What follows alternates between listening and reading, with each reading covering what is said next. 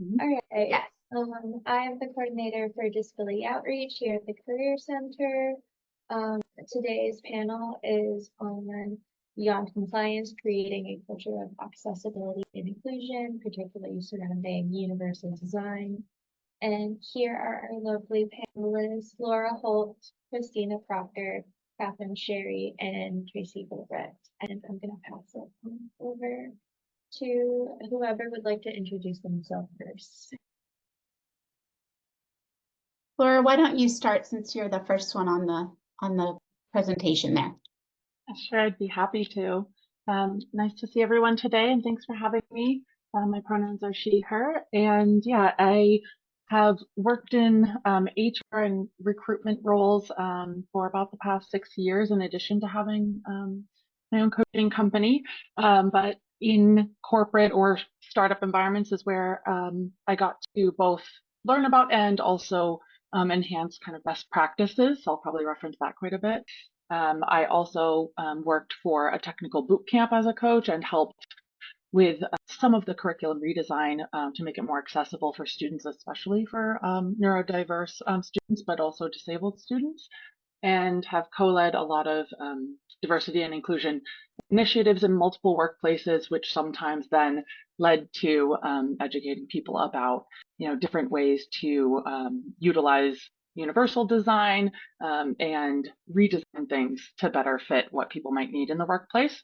I use my own identity as a neurodivergent person and queer individual to help inform my approach. So some of my examples might skew in a certain direction, and that's probably why I'm great being here today. Thank you, Laura. Christina. Hi, I'm Christina Proctor. I'm actually based out of Asheville, so just right up the road.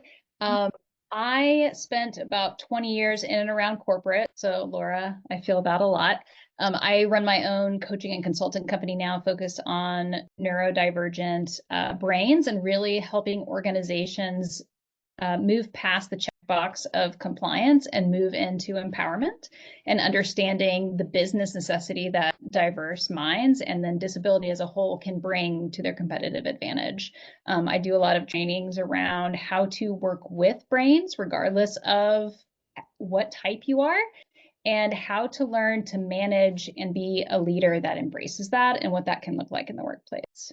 Right now, I do coach a lot of people one-on-one and then also work with people in different organizations of all sorts of sizes. So that's what I do. Great. Thank you, Christina. Catherine.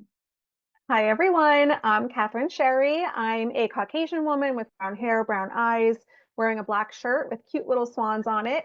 I go by she, her pronouns. I am the director of staffing at Onward Accessibility.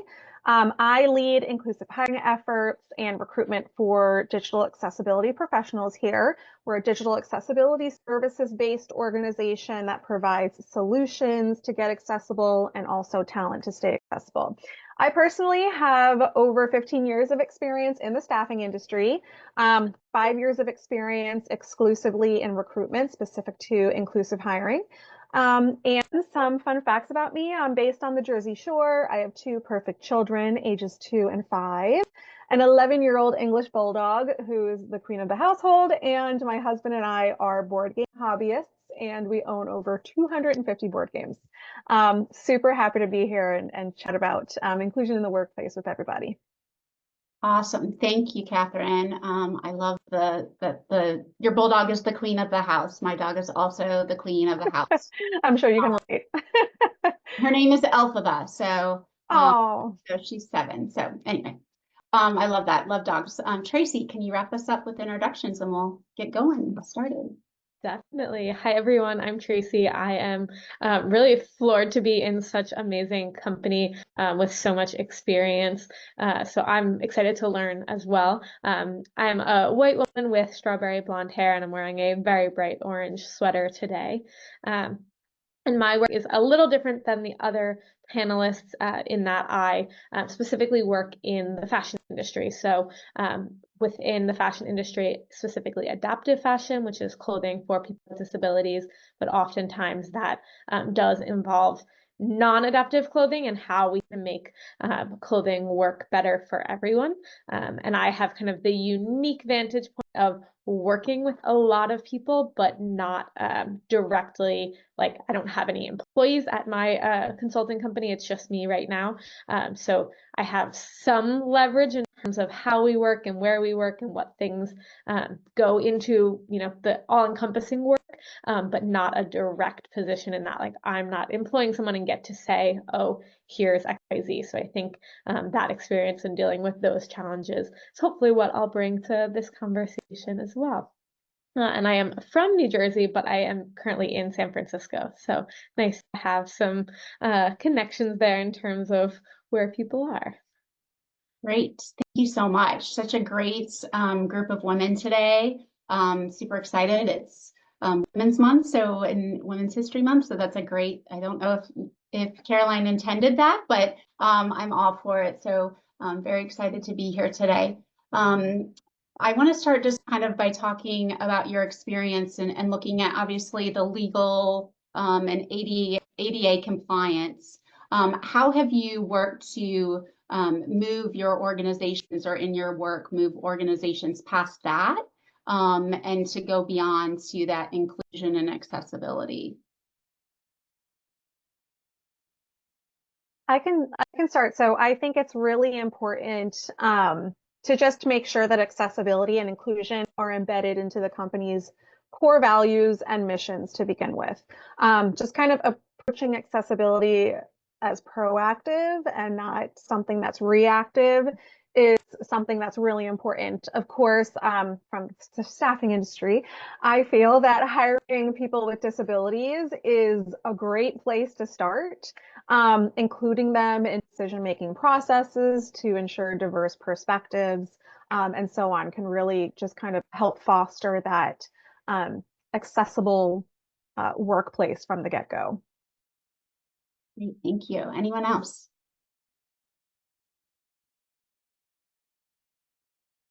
There we go.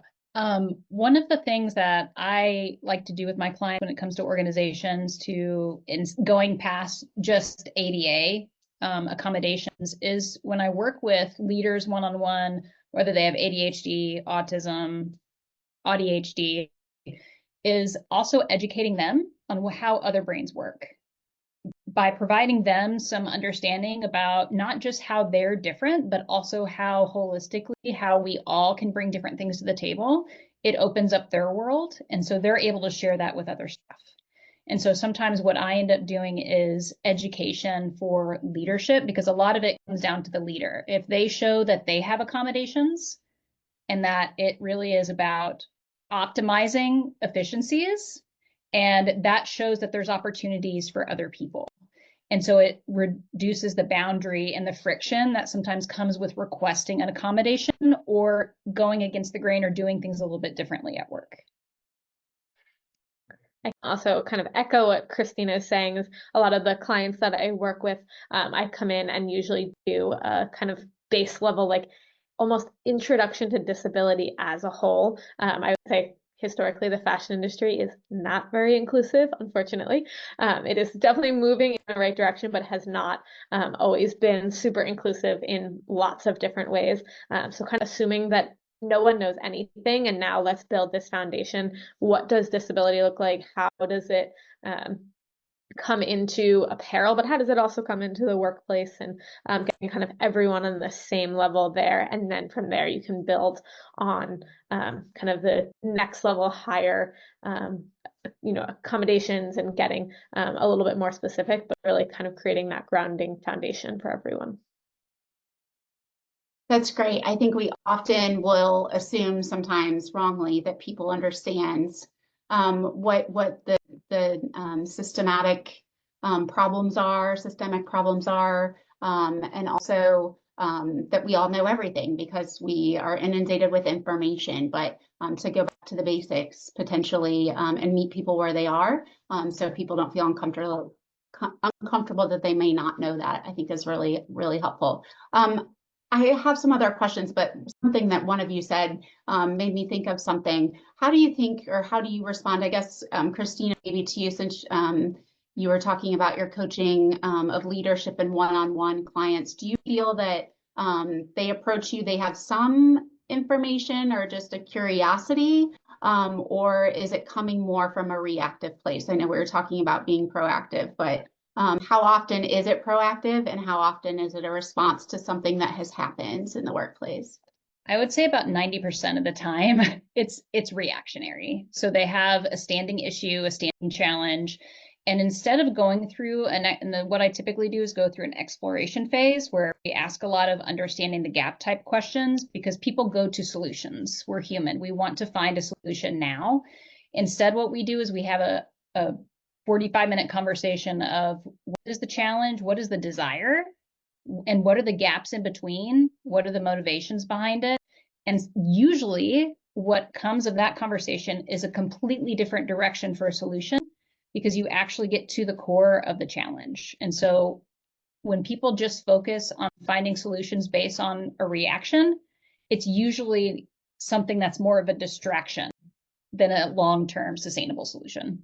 And do you find when you're working with leaders that often their solution is to try to help their neurodivergent employee, for example, adapt to the workplace, or do they ever think about it from the employee's perspective, or is it often like opposite? Yeah. So I have interacted with both. I have interacted with employers who are like, can you help them be better in meetings? And we ask what that really means. It doesn't mean something particular for you, or are they interrupting everyone where nobody feels like they can talk? So it's like figuring out for both of them. But typically what I do see are very well-intentioned leadership, seeing somebody with high potential and a high performer struggling with day-to-day social interaction, where it's complicating communication in the team. And that's typically what we try to work through. And a lot of times it comes down to figuring out what type of accommodations you can do for not only that team member, but also other members of the team who function differently. Mm-hmm. And go ahead, Laura.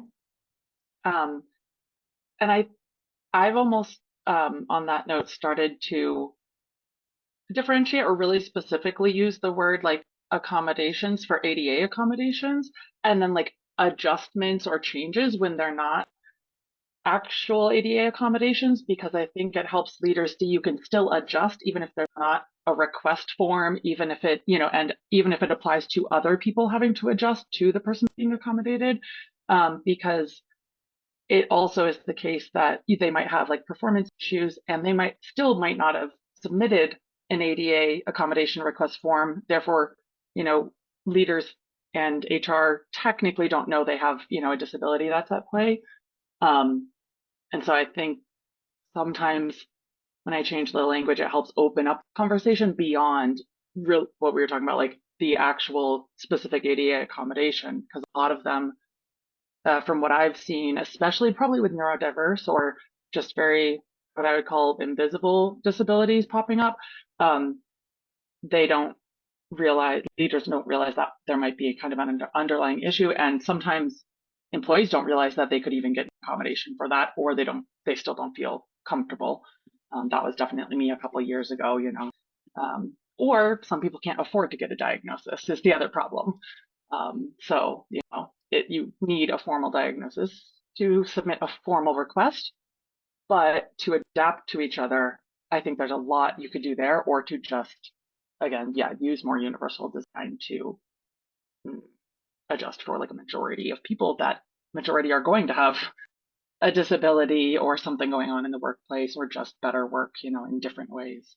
Mm-hmm. Just to speak really quickly in my personal experience, I have ADHD, and I work in an environment in the Career Center and the university, which is very accommodating, and we're having obviously lots of conversations about these topics, which is important, and very curious and solution focused as well. But I sit on my ADA accommodations form. I've never turned it in. It's halfway filled out. Looking at the form is really restrictive, right? Like I am lucky to have a formal diagnosis, but I I'm not sure that I'm going to find anything different by turning that form in.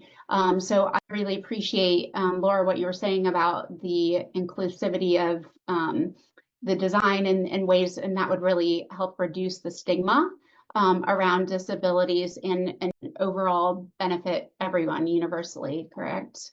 What are some things that you've seen, specific things, solution focused, that you've seen in that universal design to foster an environment where employees feel empowered to talk at least about their disability or talk about potential accommodations and request them? So piggybacking off of what Laura said, which was amazing, it's so important to have inclusive language to begin with. So instead of saying, oh, if you're having issues, submit an accommodation, like what Laura was saying, it might be better to say, just keep it general, because as you had mentioned, some folks not even know that they have a disability yet. They just might know that they need something like extra time to complete tasks, or anything like that. So saying something closer to like, is there anything that we can do to support you in having you be more productive? Just keeping it very general, because anyone could use things to help them be more productive. And then that also doesn't show that accommodation is something that's an exception for someone. It creates more of that inclusive environment that anyone has the ability to make any suggestions on what can be changed so that their workday can be more productive to benefit the company themselves. I'll chime in with kind of a concrete example of that. So at the bottom of my email signature, because I deal with so many different people, send out so many different emails, at the bottom of my email signature, it says that I utilize flexible working hours, that I will often respond kind of outside the workday, but feel free to, respond within your workday. We respect kind of all of these. And then I like list out, people with disabilities, people who are caring for families, parents, all of that. And I think there are so many examples of like an accommodation that benefits someone who's neurodiverse that also might benefit someone who has three-year-olds running around behind them who also could, benefit someone like myself. Like, do not ask me to send an email or have a conversation before 10 a.m. Like, it's not going to go well. Like, my brain just does not function that early. And I think there's so many similarities that you can look for amongst, all of the different situations, and then just leading by example of saying like, hey, this is okay, regardless of your reason why, and here's how to kind of action on that.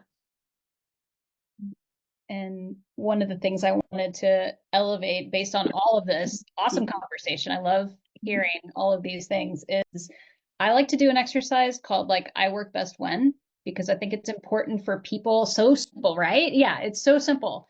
I work best when I can have directions written down.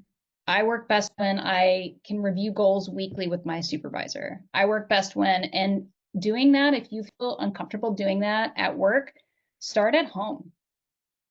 I make dinner best when I have a podcast on my head so I can just do this because I hate making food, but I need to eat. It's like I do this best when I have this ready.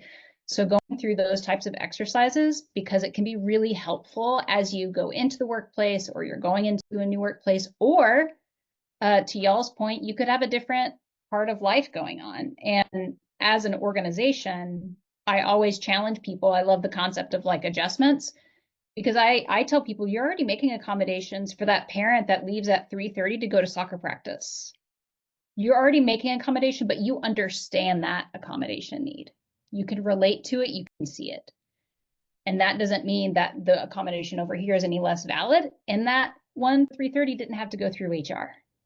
So understanding what empowerment as a supervisor also looks like is, from my experience, very important too. That is awesome. I feel like the flexibility, just talking about that, is really under attack right now. Post-COVID, where we gained a lot more flexibility in the workplace because of we had to, right? So we had to go remote. But now, we're hearing a lot and we're seeing a lot of forced companies forcing people back to the office. How do you think that that is going to affect people who have disabilities, who, you know, are receiving a lot of benefit from being able to have that flexibility and work best when they do? It's awful to see because there's so many cognitive disabilities out there that benefit from structure. So having so many years that remote work has been the new norm, I'm sure that was in and of itself a big struggle to begin with, to adjust to a new structure, and going back and adjusting to a different structure, being forced to. Is going to really be a hindrance. And that goes along to what Christina was saying too. It could be due to a disability, or it could be due to just a new regime that you have in the household. Got to leave at 3 o'clock to pick up the kids. But now that you're not close to where your kids are, you have to go into the office. Now you have to figure out other means. So maybe that means hiring somebody else to pick them up. And now that's an extra cost. So it all snowballs into just this big funk. So, I mean, if things like that were to happen where the company just won't budge for whatever reason, I think giving employees that heads up so that they're able to properly get in the headset or make those proper plans and have those discussions with their leadership, their manager, so that they're open and upfront about, like Christina said, the best way that they work is going to be crucial to that. Absolutely. Are you all hearing from clients who are worried about this potential of being forced back into the office? Yep. I think it definitely depends on the roles, the city, all of that. Here where I am in Denver, luckily they skew a little bit more towards tech, and that means they skew a little bit more towards kind of having some middle grounds of things. So a lot of people seem to be kind of hybrid option to choose to maybe still go into the workplace. Sometimes it's, you know, required 2 days a week or something, but I think that allows, when you're at least hybrid or fully remote, for accommodations, I think it at least maybe allows you to say, well, you know, we have the capacity to work remote. So for my accommodation, could it either just be fully remote or after a training period? Sometimes I just recommend my clients distinguish, like asking questions about what's required in training, because I understand maybe if there's a need for that, even though there probably isn't. And then could I switch, you know, after a certain training period, because is it still required of me to come into work at all if you all feel I'm fully trained, right? Because sometimes then you can at least find flexibility like after 2 to 3 months. I myself have gotten that, you know, you gain their trust a little bit more, even if it's hybrid. And then at the 2 to 3 month mark, you kind of have a different conversation of, since I've proven myself, you know, for my accommodation, it would work better to work remote. Here's why, X, Y, Z. But I think in other cities and with clients who are in maybe either more traditional industries or roles, it's affecting what they accept as a job. It affects what they apply to. I have certain clients who won't even apply to things that aren't fully remote because they just know that's not an option for them. So They know how they work best. Yeah. Yeah. Right. Yeah. Or they're caretakers, or yeah, exactly. Like they know the finances wouldn't work out to have to hire a caretaker and take even a hybrid job or something. Yeah, it definitely affects the mental load of additional steps that need to be taken. And Catherine, to your point of changing routine after it has been established for so long, is it can be very difficult for people. So it's interesting as we see this from an employer engagement perspective in my team, that we're starting to, we're seeing students and we're seeing folks say, yeah, I'm not interested in that, and they know exactly what they want. So they do have more self-awareness, I think, and that's really, really important for sure.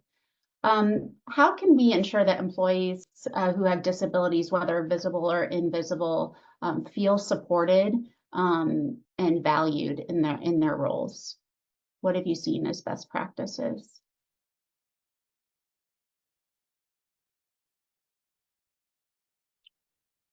I can think pass. something. Oh, Oh, sorry, Catherine. no, go ahead. I just have a quicker comment because I've only seen maybe a couple like really clear good examples that were outside of just HR handling and accommodation. And I think that's part of my example is just the more when I got more education about how accessibility, design of documents, things like that, like the changes that are being made are done, then I as a leader could look out for where those would pop up in a way. And so I think that was one helpful thing.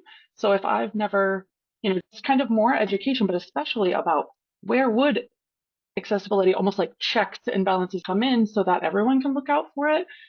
Because then I can feel like more educated and help with the process, as in if I see a form or a part of our website or whatever that clearly doesn't look like maybe someone could get through it in XYZ ways, because now I know what to look out for, I could flag that and send it to the right person, right? And kind of be helpful in the process as well. Or if the elevator's broken, I might now have on my radar, oh, it's not just broken, but this is going like maybe we don't have another way to get up to the floor or whatever. This is going to affect other employees. So I'm going to like escalate this quicker than I normally would or something versus me just taking the stairs and ignoring it. So I think the more the whole company or leaders, or really it would be almost everyone, because a lot of non-leaders actually have their hands in more documents and see what's going on day to day, and then who the right person to maybe escalate that to or giving them the authority. Like I've had the authority as a coach who designed part of my own curriculum to just go ahead and change it. Right? And that was great for me because I wanted to do it, but I also was not blocked from doing it. Right? I sent, got the approval that I could do it, sent in the changes, then they, approved it and everything. But I think that's a great way leaders can kind of allow people who are interested in making changes to actually do it themselves and not have to always go through maybe a formal process that could take a lot longer. I, come from kind of a startup background where things can be done quicker and you might not have, and definitely not an ADA person for HR. Everyone's helping with that. And definitely usually not someone internally that's going to help with like accessibility of documents and things like that, especially at the like startup level, very early stages of a startup. So we wouldn't even have those people to go to. It would have to be either external consultant or someone learns about it. So that helped is just spreading out the awareness, things to look out for, and awareness about different types of disabilities and what could come into play. I knew what to look out for like ADHD, autism, but for a blind candidate, I wasn't aware enough at the beginning because I hadn't yet. A lot of like, this is the reactive, right? Don't wait until you have to react. But Right. I hadn't had a candidate that needed that accommodation. So who knew if the forms had ever been checked for someone who is blind to be able to get through those forms? But, once I understood how a screen reader worked, it was then a lot easier for me to be like, oh, well, these would be the fields that this could not read through, right? So just even that awareness helped me then double check that. Catherine, did you have? Yes, that's so great to keep in mind, and such a good reminder that in my experience dealing with a lot of different clients, some folks just don't know what they don't know. And when they hear accessibility, they just automatically think, okay, lawsuit. And this is going to be a policing thing. And no one really thinks about, no, just general inclusion is the main point of all this. So as Laura was saying with their example on they knew how to support one set of disabilities, but not the other. But what's important in that instance is that Laura was progressing. Like, yes, they don't have it perfect from day one, but they're learning and they're open to learning more and they're open to being constructively criticized and learning how to do better next time. And I think that's what a lot of employers are scared of, is that they want to just make sure if they're going to tackle accessibility, they want an easy solution and it's got to be 100% perfect because they don't want to deal with it anymore. No, accessibility is a journey. And just sitting there and considering it is the first step. So whether it's as easy as a quick statement or fixing a color contrast issue on your website, it's as long as you're doing something and open to hearing about how you can do better, I think is the most important part. And from my experience, I think generally fostering just a non-toxic work environment overall, regardless of invisible, visible, non-disability, is going to be crucial to make sure that everyone feels valued and supported in their role. I mean, ensuring that one-on-one meetings are, filled with helpful conversations, they're constructive, they feel like a safe space where you're able to talk about things, avoiding using someone's disability as a token during recognition of work-related achievements. Like little things like this could really just make such a bigger impact for folks, whether you have a visible or invisible disability. Question I had just, I've seen, well, I started off in public relations. That's sort of my background. And I don't think when I started at the little firm I worked at when I graduated from college that we would have ever thought of a tool like social media to get awareness out, right? So it's like was beyond my wildest dreams probably, but we have it, right? And so it can be, as we all find, both amazing and horrible, right? There's a lot of misinformation out there. I've personally appreciated a lot of the content regarding neurodivergency. I've learned a lot but at times, I'm wondering if it's doing harm as well, and if there is more misinformation out there than maybe the general public thinks. And so I wanted to get your thoughts on that. I mean, I'm not going to speak for everybody else, but yeah, there's a lot of misinformation out there, a ton. As somebody who is on TikTok, there's so many times where you go through your life and you get information, and it's really about learning how to filter through it and calling out the BS, right? Because there's so many times where, especially people with disabilities, we are typically a more vulnerable population. It's more expensive to be us as humans.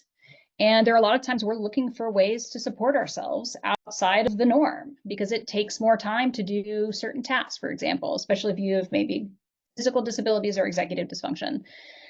So many times when you're battling misinformation, at least for me, it comes down to understanding what the goal of learning that information was. For a lot of the leaders that I work with, sometimes when they come to me and say like, well, I saw this online and this person with ADHD said they did this and it worked for them. And I said, yes. And you have 2 kids, right? Yeah. Okay. Well, they're both your children. Are they the exact same? No, they have different needs. And so usually what it comes back to for me is understanding the motivation around what they were trying to solve for, and really relating to them on a personal level so that they're able to see, oh, okay, just because I saw this one person on social say this, it doesn't mean that it's true for an entire population. And so that's something that I battle. That's something that I work with people on every single day, because we all have our own prejudices, whether we see them or not. And it's a conscious effort that I think people that are well-intentioned work through all the time. Absolutely. Yeah, I will echo that as well. I think it's just kind of easy to fall into broad assumptions that aren't necessarily entirely misinformation, but that are, kind of wide reaching. Like I'd say kind of the most common one in this disability and accommodation space is often when people are like utterly shocked that someone who uses a wheelchair is able to walk. They're like, but they used a wheelchair. Oh my God. Like, and it's like, oh, hold on a second. There are wheelchair users who are ambulatory. Some people, have chronic illness, and some days have the strength and energy to walk, and some days they don't. And like kind of understanding those nuances. And I think it's just kind of, I almost want to say in our human nature to just make a broad assumption for like survival, right? If we're talking like back in cave people days, right? Oh, anything with, sharp teeth is bad. But I think in today's society, those like broad assumptions kind of tend to do more harm than good. And so it's taking a step back and kind of trying to think through those nuances. And I think, Christina, your example of like 2 kids is, and how different they may be, can help people level set that. Any other thoughts on social media? I think it's, excuse me, this is Catherine Sherry. I think it's also very important to consider, specifically in my experience, in the digital accessibility space, there are a lot of thought leaders that are, around. They're on LinkedIn, they're making social media posts that are super insightful and will teach people how to approach things differently. But sometimes, I hate to see this happen, but sometimes if how do I explain this? Sometimes they can be perceived as more of that policing, like criticizing someone that didn't do something right. And that is, just going to lead to someone just letting go completely. So I think it's important, social media wise, to just make sure that you're always constantly teaching, you're doing constructive criticism, you're not bashing people for doing something wrong. You're just trying to work closely with them to come up with a better solution to something that maybe they didn't do to begin with. I think that's maybe something that can be perceived in a negative light as it pertains to accessibility and the disability community as a whole on social media. And it's great that we're having so much conversation, but yes, without looking at it critically, it can be very troublesome. Those are all the questions that we had, but I know we've got some in the chat. There's a lot of conversation here. Caroline, should I just start going through those? I put the 2 that I've seen Okay, great. in the chat, or in the document, Oh, thank you. Yeah. That is fantastic. How great. I'm like searching through the chat. Okay, great. So Jen had a question. What is something that you've found to be helpful when helping to reframe mindsets around divergence? What have you seen help change mindsets in the workplace for people to understand, celebrate, and support the strengths of neurodiversity? Thank you, Jen. Who wants to take that? So reframing mindsets around neurodivergence.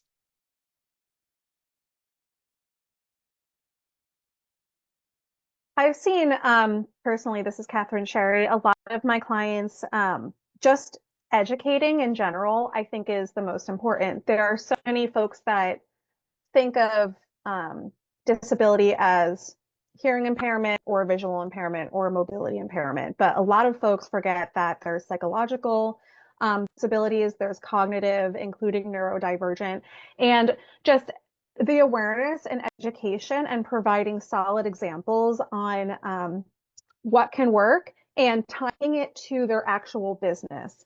So yes, okay, giving more time to complete tasks would be a great idea for this particular person, but also telling them how that's going to benefit their company is going to get, is the only thing that's really going to get through someone that's in a business leadership role that really doesn't know too much about the disability community. Even little things like, okay, maybe let's offer comm apps as a subscription for all of our employees because, we want to make sure that all of our employees, whether they have mental health disabilities or psychological disabilities or whatnot, let's have that offering and then tie it to the business.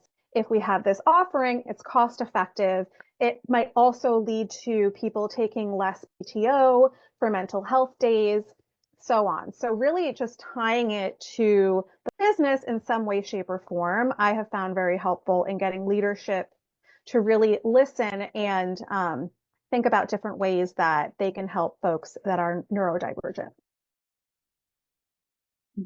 When I work with leaders, some of the best ways that I go around addressing the stigma and the mindset about us, because I ADHD, here, ADHD and dyslexia specifically, is I focus on the bottom line of the business. I mean, Deloitte put out a great paper that talks about 30%, or sorry, teams with neurodivergent professionals in the right roles are 30% more productive than those without neurodivergent staff. So if you're talking about wanting to be more productive, efficient, and effective, you need to have people who are disabled on your teams, especially if you are talking about innovation and driving the bottom line. The numbers do not lie. So either you can continue down the path of going down your business as you would like, or you can learn how to work with humans that can really boost your productivity and your profit at the end of the day. The second thing is understanding that visibility matters. 25% of CEOs are dyslexic. We don't talk about that enough. That is a diverse way that they think, and it's completely different. CEOs have a different type of something. All the time people say that. That is one of the somethings they have. And so when we have visibility and we talk about it, it becomes normalized in conversation. When I disclosed to colleagues that I was dyslexic, people said, "Oh, how can you? You can speak so well." And I just wanted to poke my eye out. And I was like, well, that has nothing to do with it. And they were flummoxed because the only other people they'd interacted with that they knew had dyslexia was somebody who babbled a lot to them, their version of that. So visibility at the top matters, and hitting them hard, which is at the bottom line.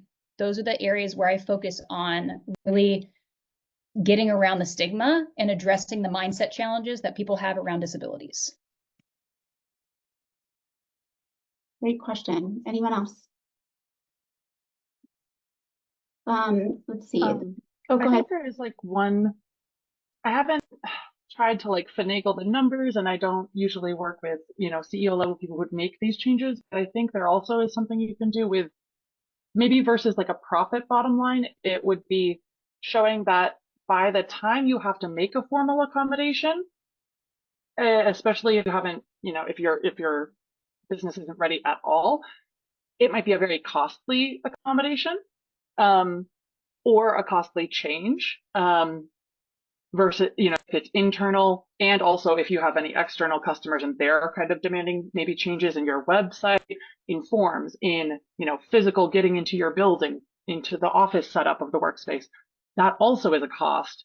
And it's going to be like immediately enacted, as in like, if you don't have standing desks ordered for people or something, if that's not a standard, if you have people at work and you all of a sudden have to go order whatever, $10,000 worth of equipment when you could have been spreading that out in your budget, or just put that into a normal office setup, whatever it might be that's coming up, you're probably going to end up losing money very quickly for having to, be forced to make reactive accommodations versus, perhaps when you're in product design, right? If you hire people in product design who have a universal design background or accessibility experience, or have an accessibility specialist that's involved in a lot of beginning phases of projects, you won't need to retroactively, make some of those changes.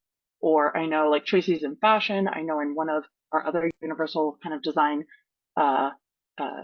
panels, we also talked about like building design, which is where universal design kind of originated from. And I think there is like a cost efficiency to that, even though it might seem like they're spending more money. If you have to build something and then go change it, it's even more costly. So I think that could be something interesting to look into as a monetary factor, because I hate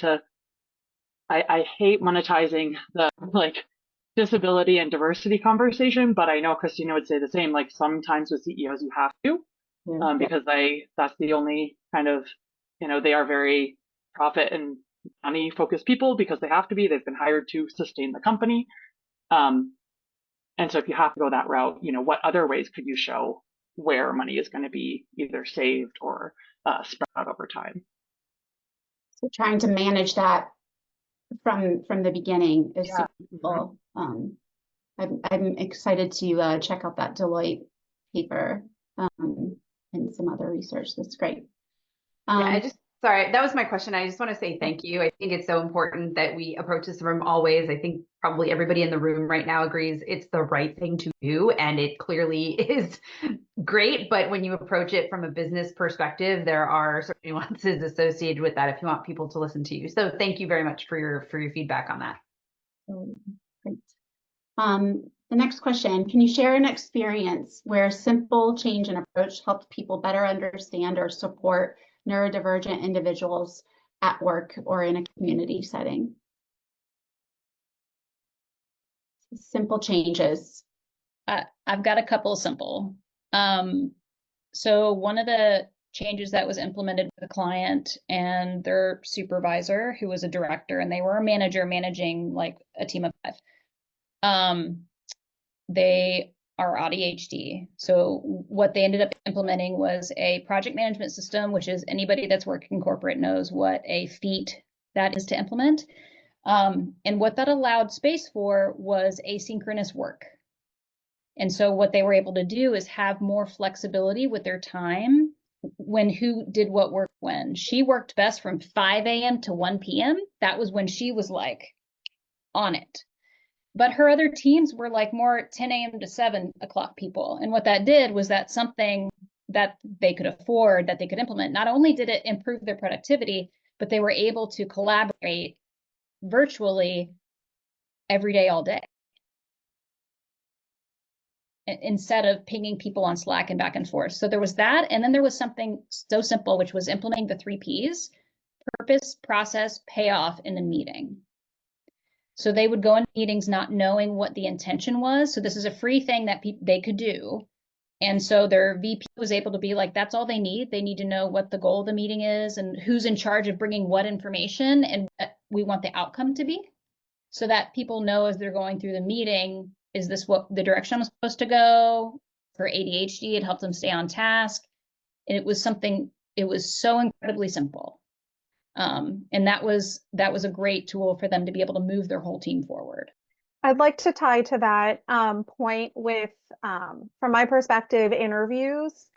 When you set up interviews, it could be very stressful if you don't have who you're going to be meeting with, what the interview is going to cover, if it's going to be behavioral, if it's going to be technical in nature, topics that will be covered so that you can better prepare. It can be very stressful to begin with to join an interview, especially in this job market. So what we've tried to do is really try to get our clients on board with, if they're not comfortable sharing the actual interview questions before the interview, at least sharing topics or what to expect in the interview. Maybe come prepared, ready to show some case studies of your work so that they're not fumbling last minute when they just ask them. Maybe come prepared to say, like, listen, this is going to be more behavioral in nature, so you shouldn't expect to do a live coding session or anything like that. Or yes, we're really going to just dig into your professional expertise, so just come prepared with some examples of your experience doing this, this, and that. Something as simple as that is not, giving away something for the interview. It's just helping you get your thoughts together so that you're more successful and more prepared when you come to the interview. And then as from the other side, we can really get an idea if it's a good fit. So we're hiring smarter, we're hiring better, and then that will translate to more productivity. And certainly we've all made wrong hires in the past, right? So the cost of that is greater than probably taking the time to give that information and prepare. I think we've seen AI help out a lot with students being able to put the job description into ChatGPT and then put their resume in and kind of help them pull out some examples so that can kind of spark some ideas to prepare them. I know there's a lot of technology like that, so hoping that that does indeed do its work. I think we have a question. Go ahead. You have your hand raised.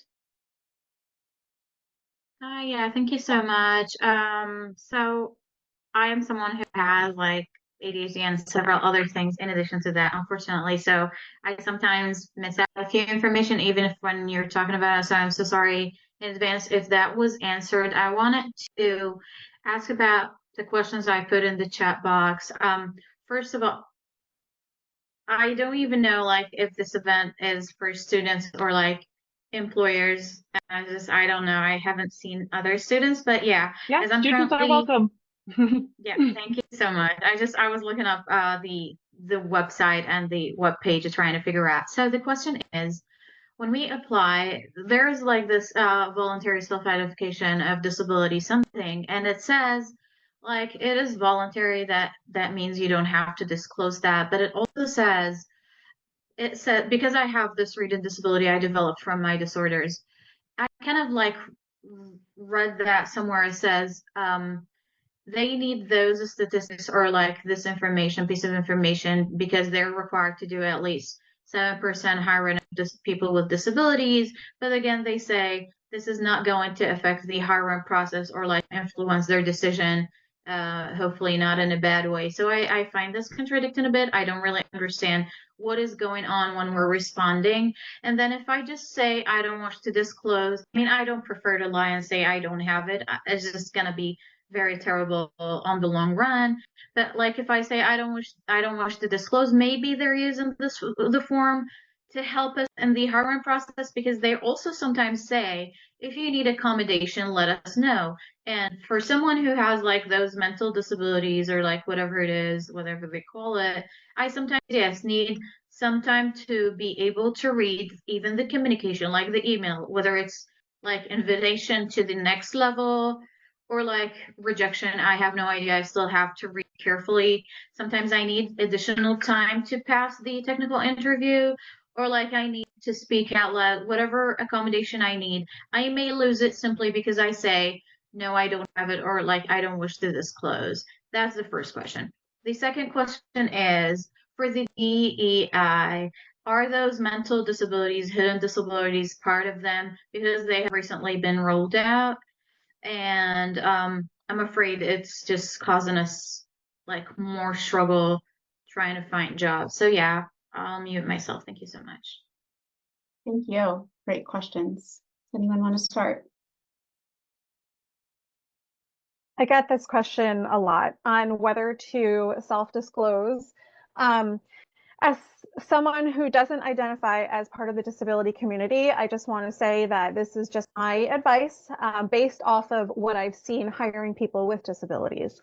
I find that it's always, if you're comfortable with it, less stressful and just better in the long run to just be open and honest about what you need, whether that is tied to a disability or tied to just something that would make you more productive and successful in your role from the get-go. Because if you do go through the interview process and you get that offer, you're onboarded, if the values aren't there for that specific employer, chances are you're not going to thrive in that environment and you're going to be very unhappy. So that's not a place that you're going to want to work. I've seen that happen many times.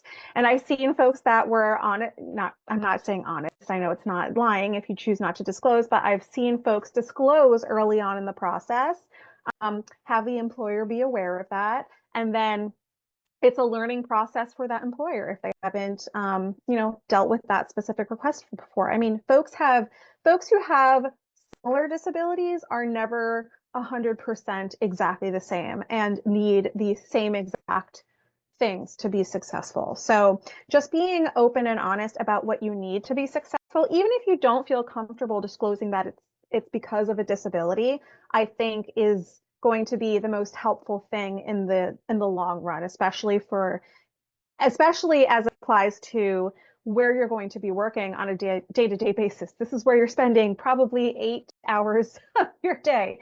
So of course you want to feel that you're working at an employer that values you. Yeah. So the question is, sorry to cut you off, like our responses, how are they being used? Where are they getting? Like, if I just hit yes, I have a disability, is this something that the recruiters are going to see like in the job application? So they're acting on it, or like it's just statistic purposes only.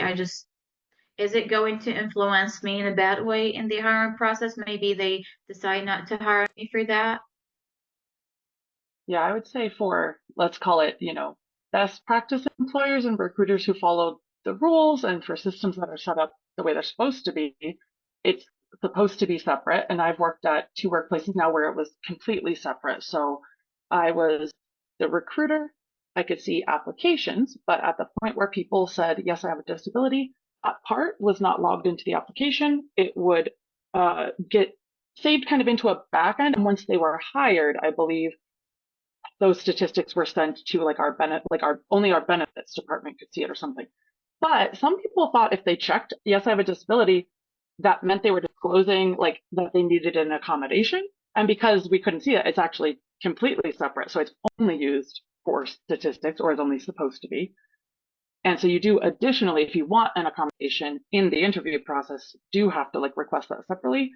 And in the places I've been, that request is also supposed to go to not the recruiter very often. Depends. It can get routed back to the recruiter when it affects that, but often it's supposed to trigger to like HR, benefits, the right people that would handle normal accommodations. Like, I mean, not normal, like in work when you're employed accommodations, because they know the best. And then they could maybe tell me, this person has requested an accommodation. It's going to affect your interview process because they need more time in the system or whatever. And might deploy that, right? Often, though, they will not say because they have ADHD or something. They don't need to, or they're not required or supposed to mention the actual disability. So I don't get to like guess and decide, I just say, okay, I need more testing time for some reason. That's usually the way it's supposed to work. Now, I've worked at small places where everyone's doing everything. I can't say it always works that way, but I think they try to be careful with following that because there's a lot of rules and compliance around ADA accommodations and showing that you're like respecting that and not using it to discriminate against people. Now, I mean, I would say you're allowed to proactively hire a lot of people with disabilities if you want to. There's nothing saying you can't do that, So like, I think you mentioned, like, how, kind of like what happened, like how can they help you if they're trying to help, hire 7% of people with disabilities or something, like how would they be able to do that, or is that fair? But on the recruiter side, what you're doing to try and reach that number, since you don't know how many people are saying they have a disability, you post in different places. So you might post on a disability forum, or you might advertise that you have a really good interview system that's very fair or something, right? You entice people to apply that might have different backgrounds. So that's more how you try and like skew that number a little bit if that's one of your company's goals or your own personal goal, without actually seeing the numbers. And then by the end of the year or something, you do, kind of get told, or it gets reported, yes, you hit 5% or something, right? But you see it as like an aggregate number. Thank you. That was a really good question. I had no idea, and I've hired and been a leader, and I don't think I've ever seen that data come to me. So I do think it is for reporting purposes. Any other thoughts on that? Oops. Well, we are at time. We really appreciate everyone's time today, and all of your insights. Very important topics. We look forward to continuing the conversation with you all, and appreciate everyone's time and talents to be here today. And we did record this, so we'll be able to share with any students, faculty, and staff who were unable to attend. So thank you very much, and thank you, Caroline, for organizing. Thank you, everyone. Thank you. Thank This was you. Yay. Thank you for having me. Thank you for being here.